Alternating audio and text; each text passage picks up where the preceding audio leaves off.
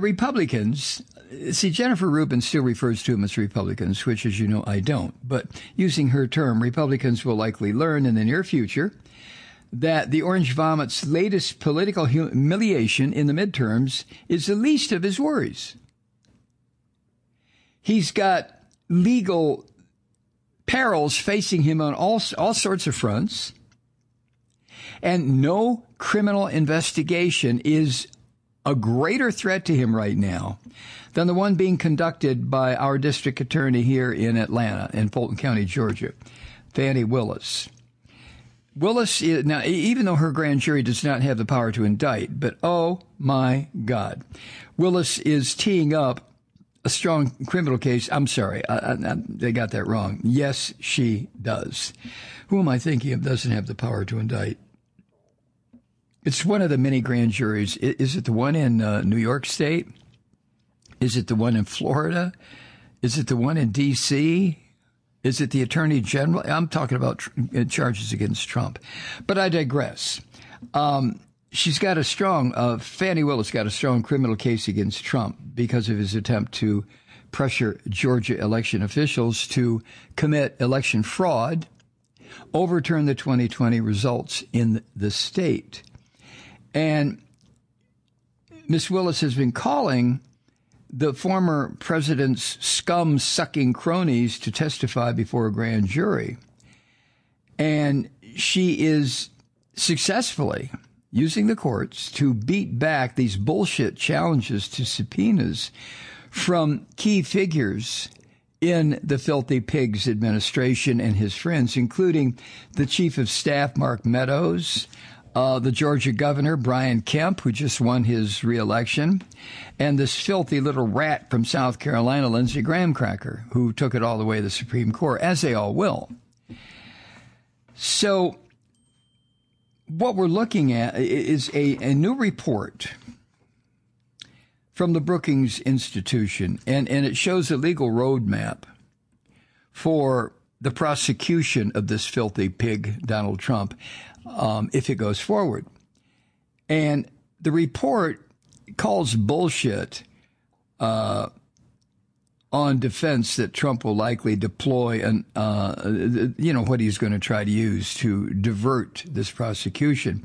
The report points it out just bullshit and underscores the real possibility that his closest associates might decide to turn the tables on this filthy pig and bear witness against him, given the fact that many of these scumsuckers are facing criminal liability themselves. You know, the best people and all that horse shit. That's, you lie down with dogs, you get up with fleas. You lie down with Trump, you get up with, if you get up at all, you get up with your brain destroyed. Anyway, the report from the Brookings Institution, let me just quote a little bit from it. This is what it says. And I'm going to use their language, not my own. Trump and those around him, including his chief of staff and others, made multiple attempts to intervene and overturn the state's election results. His personal attorneys testified falsely in the state legislature. His campaign pursued a plan to organize false electors that included a bogus slate here in Georgia. Trump attempted to replace his own attorney general to seek the unlawful intervention of the Georgia legislature. Most notably, on Saturday, January 2nd, 2021, Trump placed a call to Georgia's Republican Secretary of State, Brad Raffensperger. Trump urged and ultimately threatened Raffensperger to reverse the election outcome, including a demand that Raffensperger find, quote, 11,780 votes, end quote, that could be deemed fraudulent and tossed out. That number was exactly one more vote than the margin of Joe Biden's 11,779 vote victory in the state.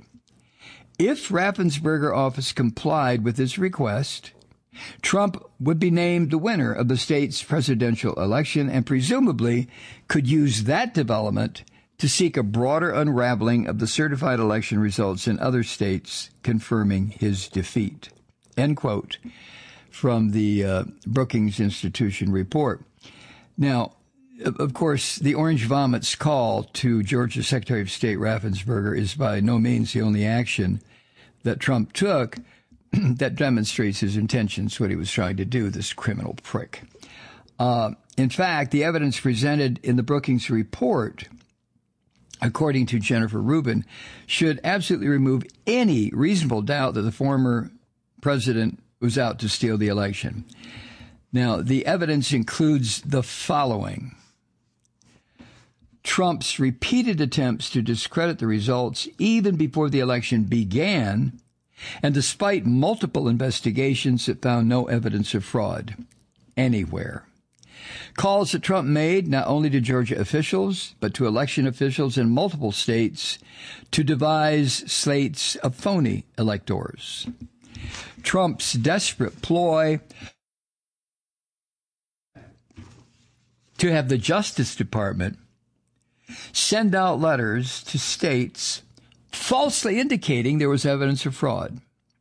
Trump's attempt to fire then acting Attorney General Jeffrey Rosen when Rosen refused to send out those letters. Trump's enlistment of lawyers, including John Eastman and Cleta Mitchell, to work out a scheme to negate Georgia's valid certified electoral slates of electors.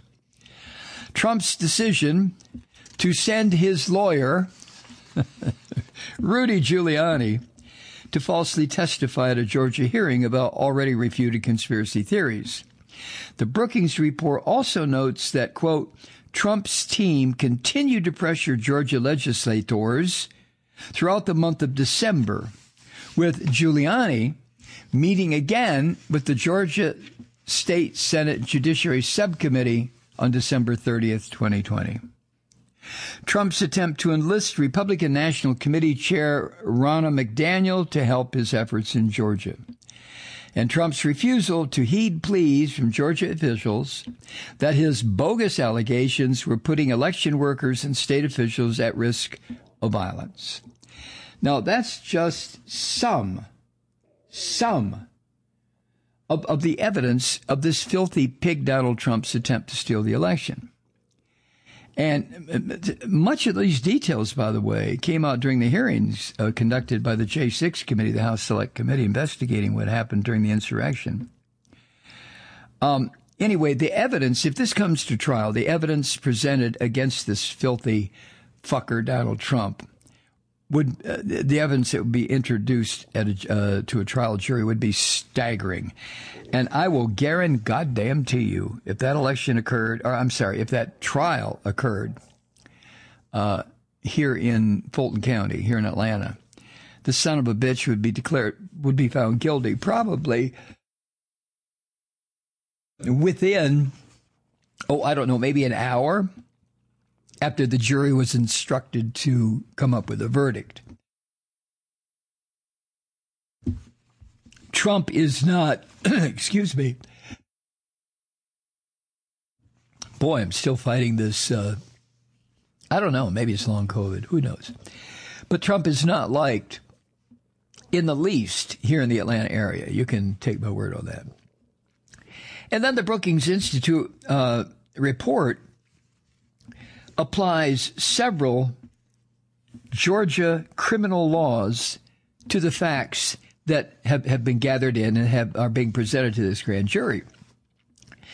And those facts, those criminal laws include 4 principal relevant criminal statutes.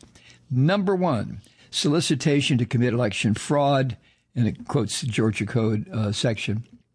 Number 2, intentional interference with performance of election duties. Again, quotes the Georgia Code. Number 3, interference with primaries and elections. Again, the Georgia Code. And number 4, conspiracy to commit election fraud. And again, the Georgia Code, as in the laws of the state. So, as Rubin writes, if you read through the report's compilation of facts and law, it becomes very clear that not only can the district attorney here bring a case against Trump, but it's also virtually inconceivable that she'll refuse to do so. I mean, Fani Willis has made very clear that she is going to follow the law. Trump can go fuck himself. She is going to follow the law. Now, Norman Eisen is one of the Brookings Institution report's authors, and he's a former co-counsel to the House Judiciary Committee during Trump's first impeachment hearing.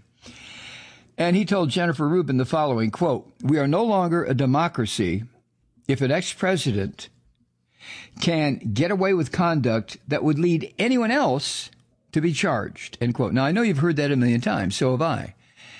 And I just, I'm so sick of hearing it. It's time to remove the son of a bitch from the general population. Put the bastard in prison where he belongs. Let him spend the rest of his useless fucking life where he has belonged for the past 50 years, in a jail cell. Now, Eisen, being, an attorney, he notes that there might be some evidence that would exonerate this bastard that has yet come to light. Yeah, and, in these woods behind my house, there may be fairies living back there too, I guess. Now, while Eisen says there might be some exonerating evidence that is yet to come to light, he adds, quote, "What evidence is known is so strong that charges against Trump are likely," end quote. Now, you can guess right away what the problem is here with these miserable fucking tens of millions of people in this country who still see this filthy subhuman bastard as their Christian leader, because those people still loyal to Trump who think the president should be able to evade prosecution might want to reconsider what they're thinking. I mean, why don't you go to your goddamn religion, you Trump suck fools? Why don't you study up on what Jesus of Nazareth said? I know you don't give a fuck. You would kill Jesus in the heartbeat if he showed up. You'd cut his fucking head off. I know you would. Then you should stop claiming that you're followers of the rabbi from Nazareth. Just shut the fuck up. Come up with, declare yourselves as followers of Jesus' alter ego, Donald J. Trump, as you've pronounced him, as you have made him. Phony son of a bitches. Hi, Truth Seekers. Mike Malloy here. The Progressive Voices Network brings you commercial-free commentary from today's leading progressive radio hosts and pundits, like me, Mike Malloy, 24 hours a day. I'm not your typical old guy from the 80s or the 90s talk radio host, and Progressive Voices is not your typical talk radio network.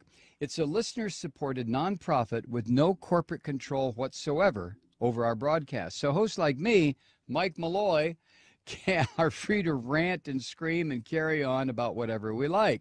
We're often controversial, but we're never boring. Weeknights, 9 p.m. in the East, 6 p.m. in the West on the Progressive Voices Network.